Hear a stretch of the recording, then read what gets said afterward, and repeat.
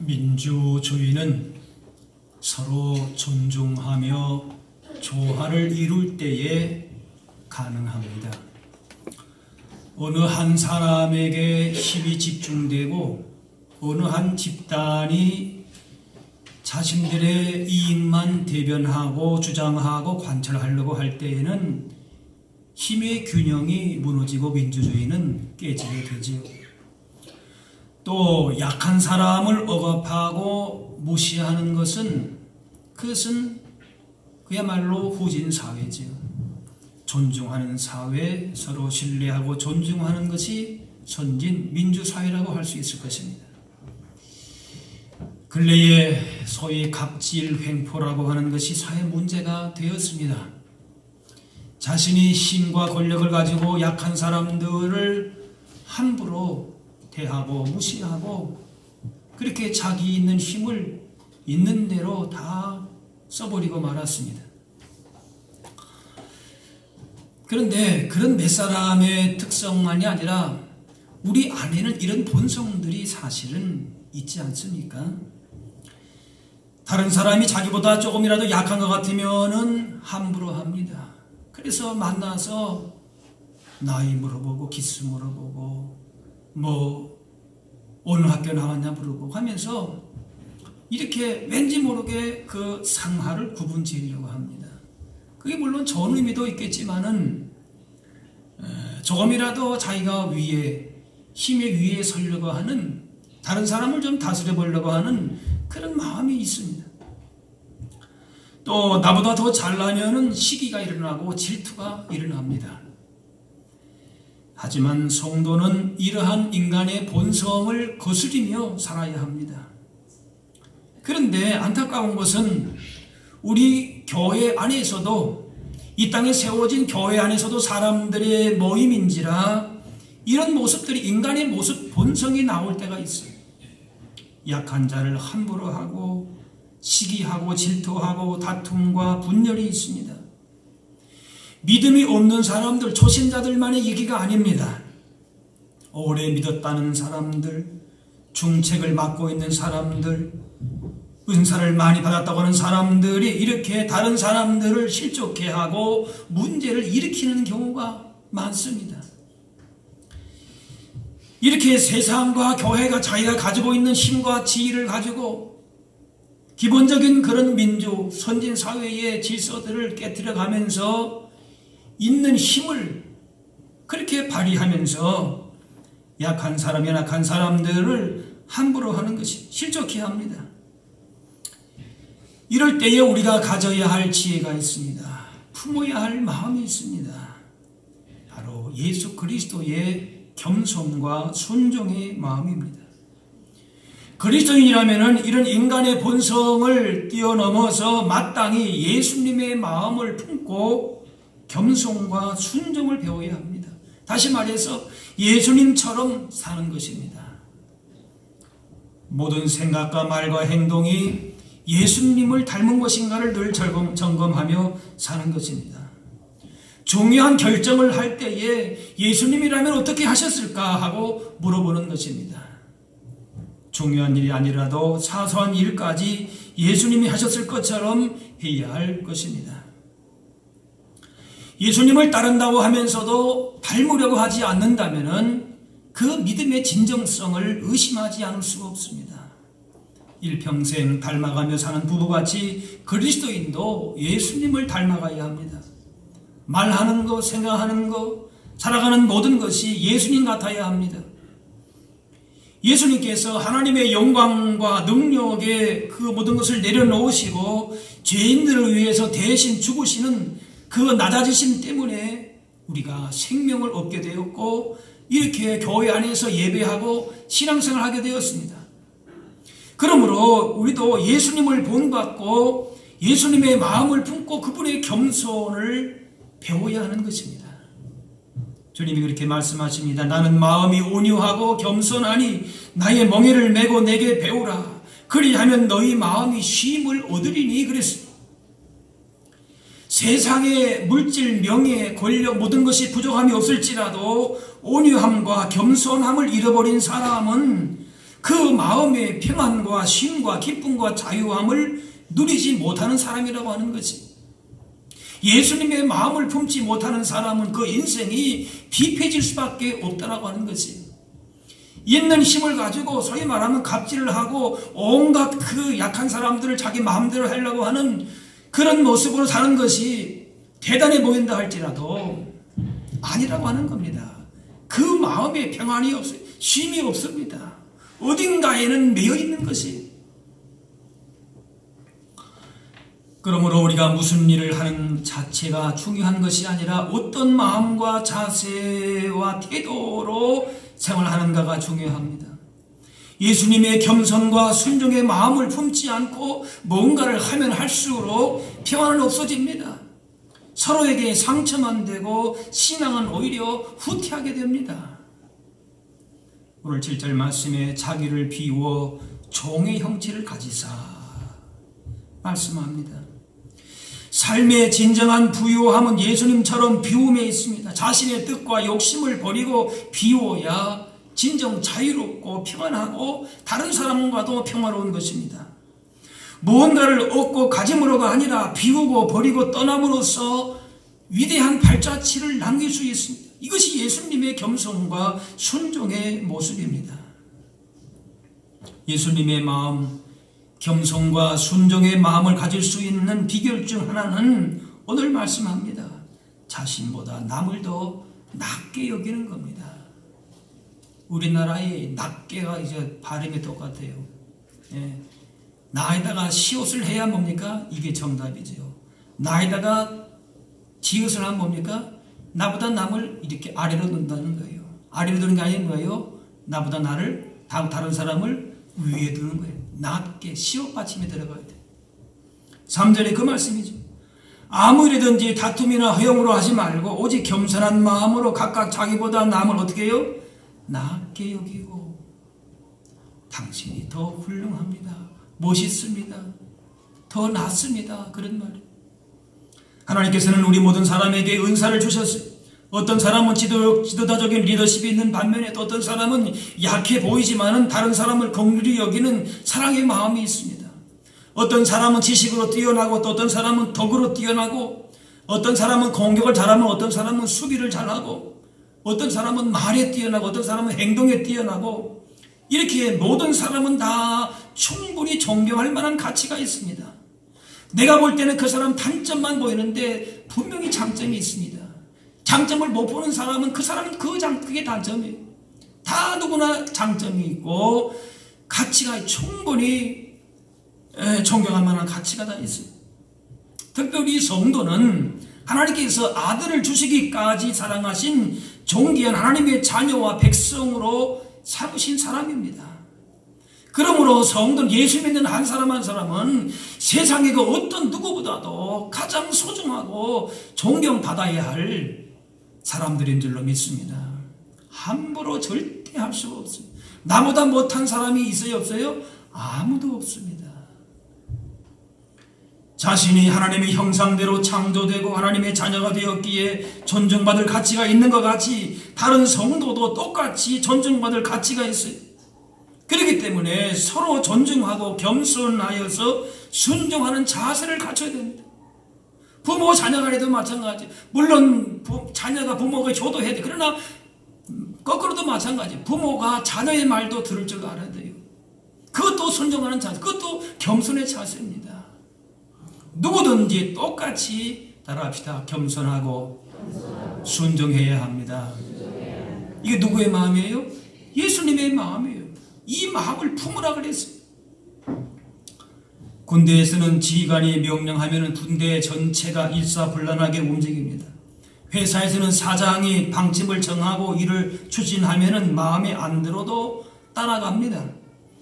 그런데 교회에서는 꼭 다 그렇진 않겠지만은 사람들의 마음을 하나로 묶기가 쉽지 않습니다. 왜? 모두가 다 직접 하나님 앞에 교통할 수 있고 누구에게나 말씀하실 수 있다고 그렇게 믿는 우리 특별히 개신교에서는 더욱더 그렇습니다.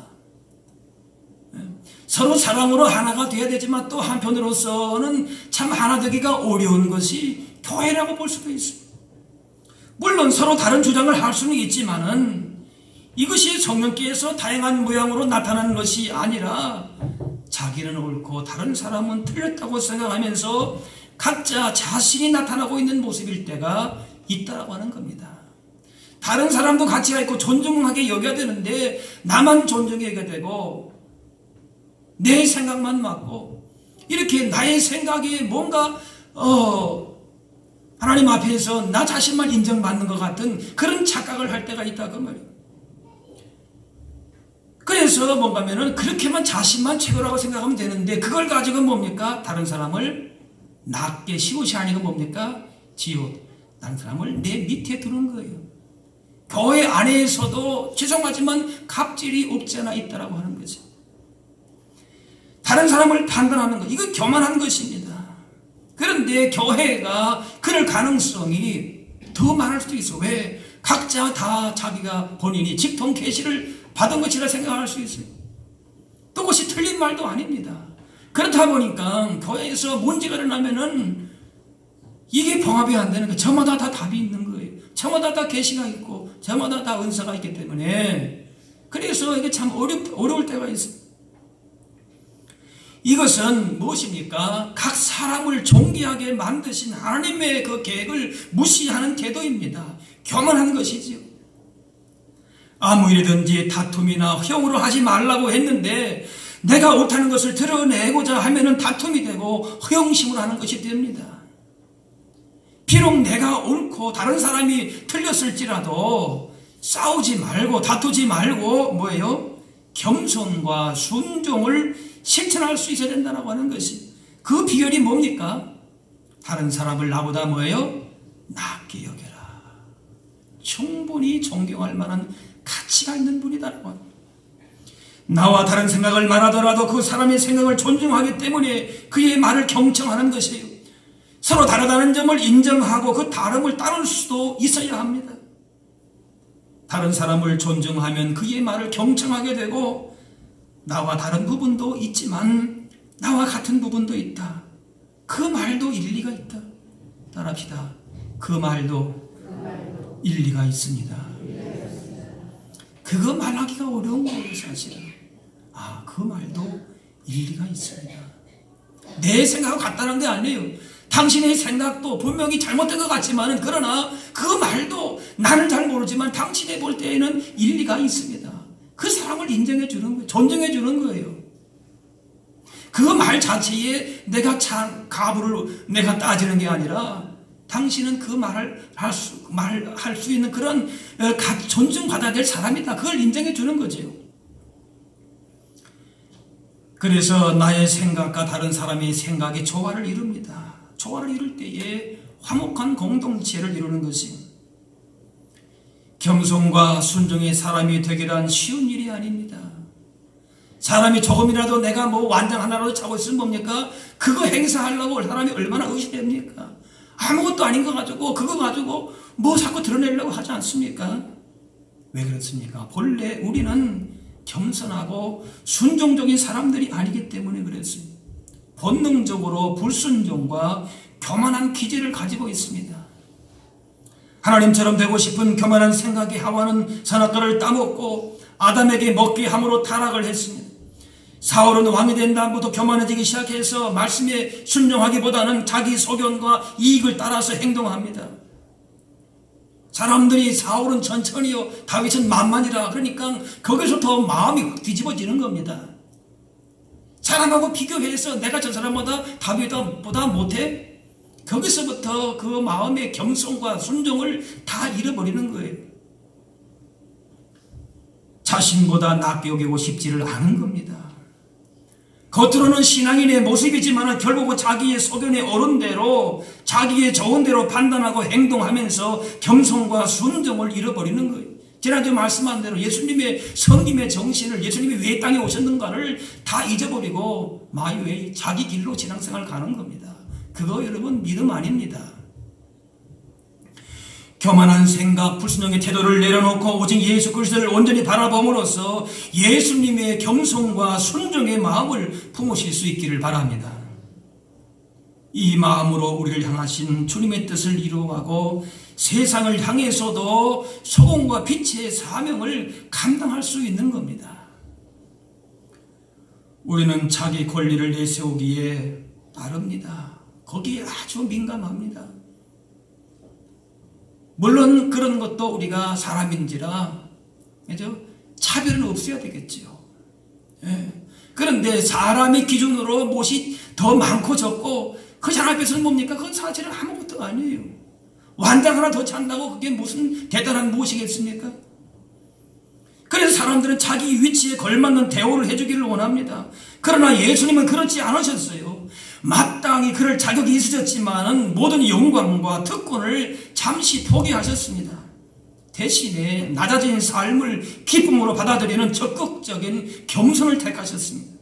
죽기까지 낮아지심을 선택하셨습니다. 겸손과 순종을 말로만 외친 것이 아니라 실천적인 행동으로 그렇게 보셨습니다. 십자가에 죽으시기까지 철저하게 낮아지셨습니다. 그러나 그렇다고 해서 예수님의 그리스도의 영광과 영원하심과 권능이 없어지지 않으셨습니다. 본질은 그대로 간직하면서 어떻게 이렇게 낮아질 수 있는가? 이게 신비한 것이지요. 이것이 그리스도의 겸손의 마음입니다. 십자가에 죽기까지 복종하신 예수님이 그렇게 낮아지셨다고 누가 그분을 전대하고 우습게 봅니까? 아닙니다. 자신을 낮추시고 비우셔서 사람이 되어서 십자가에 죽기까지 복종하시면서도 기쁨과 사랑으로 순종하셨습니다. 우리가 따라야 할 순종의 본입니다. 내가 낮아지고 희생하면은 남들이 나를 멸시하고 질받는 것 같습니다. 그래서 길을 쓰고 높아지려고 합니다. 하지만은 하나님 나라의 법칙은 그렇지 않습니다. 낮아진 자를 높이시고 높아진 자는 낮추시는 하나님이십니다. 그래서 자기를 낮추는 사람이 진정으로 하나님 나라에서 큰 사람입니다. 겸손한 것이 실상은 자기를 높이는 최상의 수단입니다. 그래 정말 지혜로운 사람은 겸손한 사람이에요. 순종의 사람입니다. 상대방을 인정하고 높이는 것이 결국 자기 또한 인정받고 높이는 것이 됩니다. 아담과 하와도 스스로 높이려고 했다가 추락했습니다. 자신을 높여서는 절대로 높아질 수가 없습니다. 자신을 낮출 때에 따라합시다. 자신을 낮출 때에 하나님이 높여주십니다. 하나님이 높여주셔야죠. 하나님이 높여주셔야 돼요. 아람의 군대 장관 나아만이 높은 신분의 사람이었습니다. 모든 사람이 그 장군을 떠받들고 존경했습니다.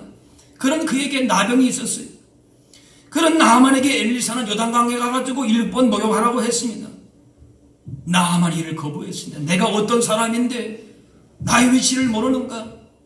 내 나라에는 좋은 강이 얼마나 많이 있는데 내가 직접 이렇게 왔는데 그 강에서 만나주지도 않고 7번 목욕하고 가라? 자존심이 상했습니다. 나를 이렇게 대우하다니. 부하들이 달랬습니다. 선지자가 이보다 더 큰 일도 하라고 했으면 했을 터인데 그저 물에 들어가서 목욕 한번 하고 나오는 게 뭐 그렇게 큰 일이겠습니까? 하고 설득했습니다. 결국 순종함으로 하나님의 치유를 경험하게 되었습니다. 우리의 삶의 문제를 해결하기 원하면은 세상의 자존심을 꺾어 버려야 되는 것이 쓸데없는 교만과 고집을 꺾어야 합니다. 주님 앞에 겸손하게 내려와야 합니다. 재능이 많고 큰 은사를 받고 이런 사람이 참 복 있는 사람이죠. 그런데 그 사람들에게 위험 요소가 있는데 바로 그것은 교만에 빠지기 쉽다는 겁니다. 교만에 빠지는 순간 자멸하게 됩니다. 하나님이 교만한 것을 제일 싫어하시고 교만은 패망의 앞잡이라 선봉이라 그랬습니다.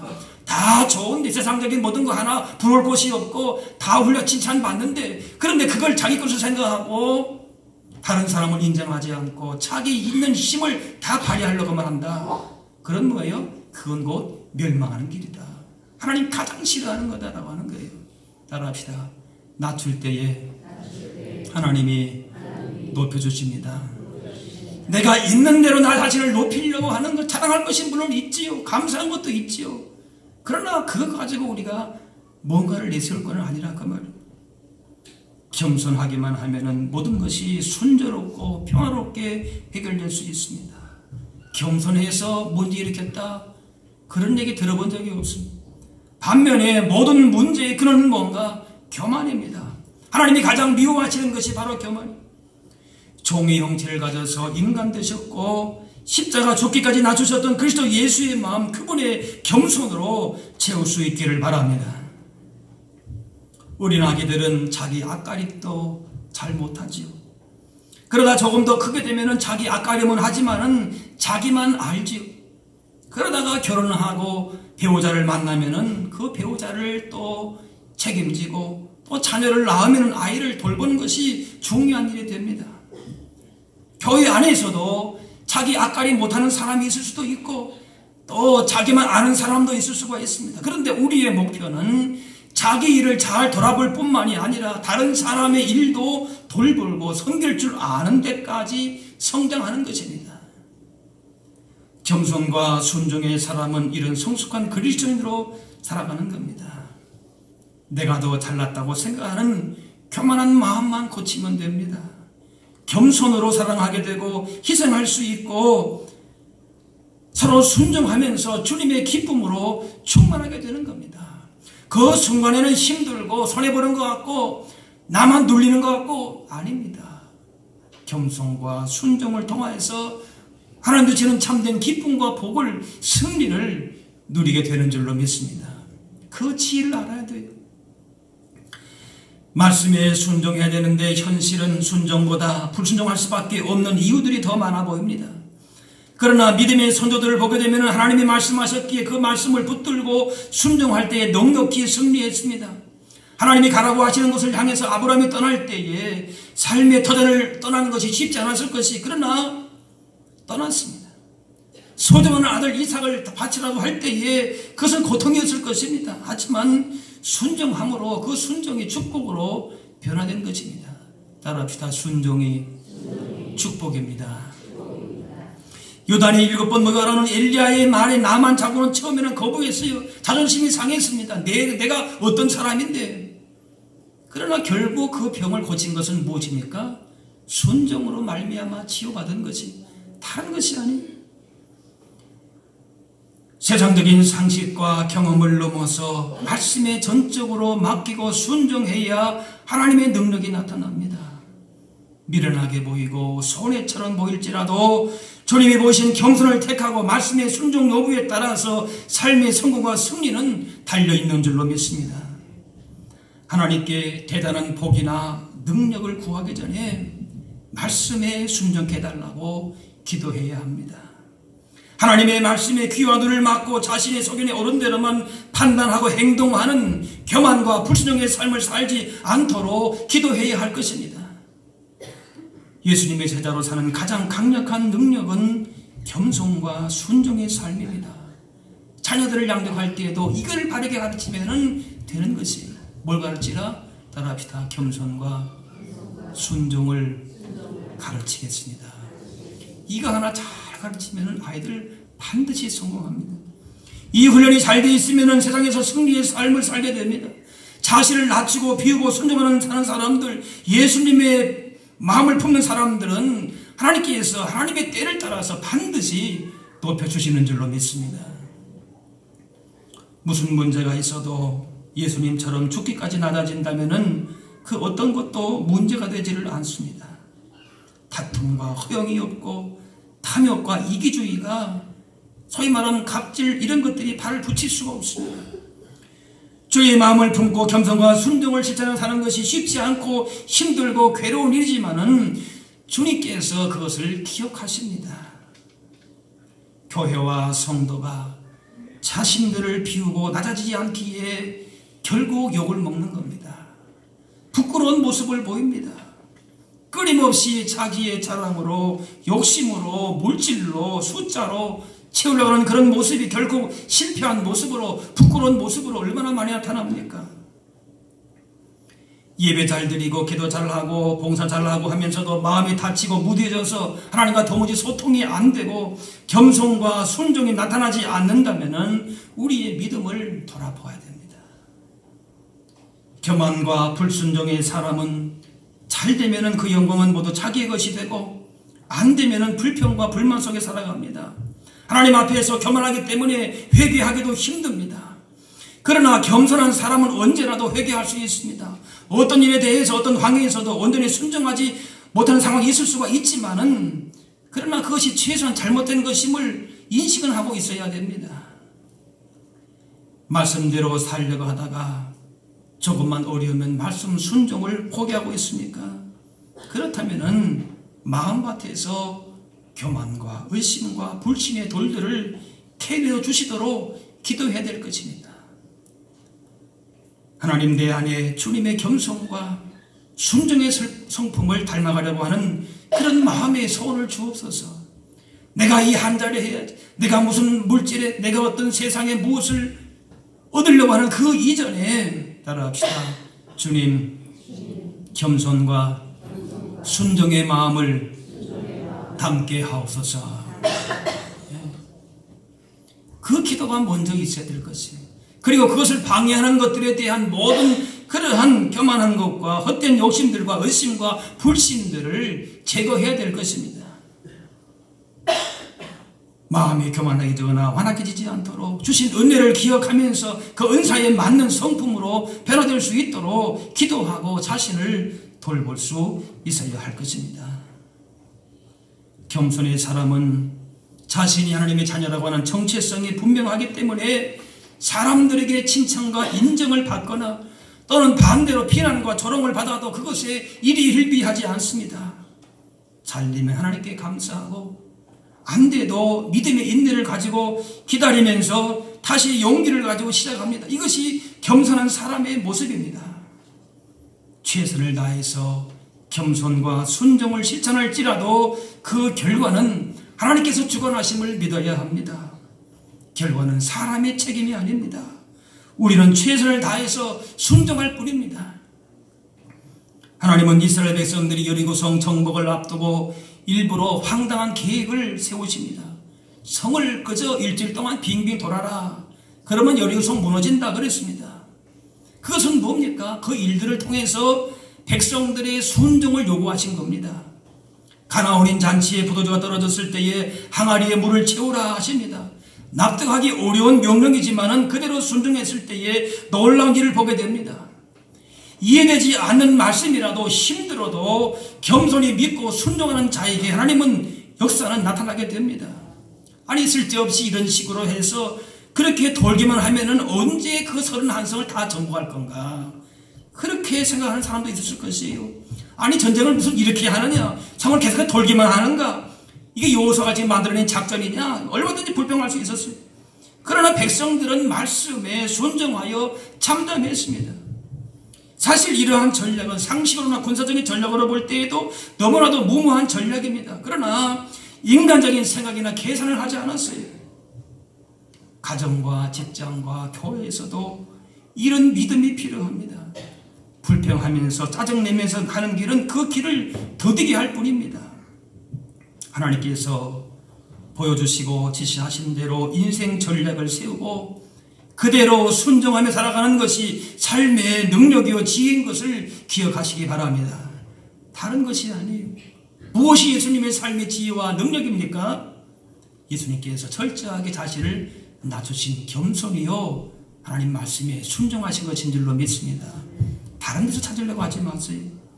좀 늦더라도 미련하게 보일지라도 변함없는 하나님에 대한 신뢰와 말씀에 대한 철저한 순종 여부에 따라서 인생과 신앙의 성공과 승리는 달려있음을 기억해야 할 줄로 믿습니다. 진정한 주님의 제자의 길을 가기 원한다면 말씀을 듣고 깨달은 바가 있다면 이거 십자가의 길이구나. 주님이 나에게 가라고 하시는 길이구나. 이것이 진정한 예수님의 겸손과 순종의 모습이라고 내 머릿속에서만 동의하에 그치지 말고 하나님과 이웃을 위해서 겸손과 순종을 그대로 실천하고 훈련하실 수 있기를 바랍니다. 나를 비우고 예수님을 온전히 모시고 하나님의 뜻으로 채우고 하나님의 영광으로 채우고 하나님의 뜻으로 채워서 겸손과 순종으로 주님의 길을 따라갈 수 있는 저와 여러분들 다 될 수 있기를 바랍니다. 기도하겠습니다. 사랑의 아버지 하나님, 예수